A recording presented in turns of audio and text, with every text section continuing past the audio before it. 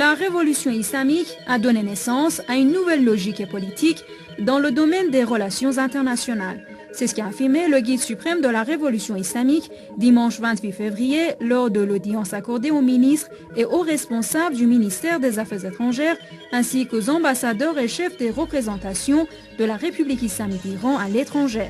L'honorable Ayatollah Khamenei a évoqué le cadre de la diplomatie de la République islamique d'Iran qui s'appuie sur la politique d'interaction contre l'arrogance sur la scène internationale. Il a aussi rappelé aux ambassadeurs et représentants de la République islamique d'Iran à l'étranger leur devoir important qui consiste à faire usage d'une diplomatie puissante, compétente et efficiente pour faire avancer les objectifs de la République islamique d'Iran. Ce qui exige d'ailleurs, comme l'a souligné le guide suprême, une résistance logique basée sur les principes de la révolution et les directives religieuses.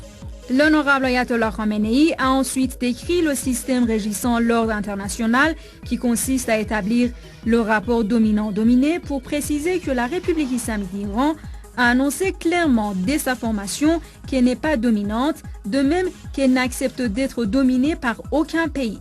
Rappelons que l'initiative de la République islamique d'Iran d'adopter l'approche basée sur une politique d'interaction anti-arrogance sur la scène diplomatique a été favorablement accueillie par nombre de pays, de personnalités et d'intellectuels. Le guide suprême de la révolution islamique a souligné que la politique anti-arrogance de l'Iran bénéficie de solides appuis stratégiques, dont l'appui grandiose du peuple. Le guide suprême a aussi évoqué les progrès scientifiques et technologiques spectaculaires des jeunes savants iraniens qui constituent un autre appui stratégique de la politique de la République islamique d'Iran. Parmi les autres appuis de cette politique, l'honorable Ayatollah Khamenei a fait part du nombre important de constructions en cours en Iran, de même que de vastes activités sociales du peuple. Ces appuis stratégiques sont très encourageants pour les représentants politiques de la République islamique d'Iran à l'étranger, comme l'a rappelé le guide suprême.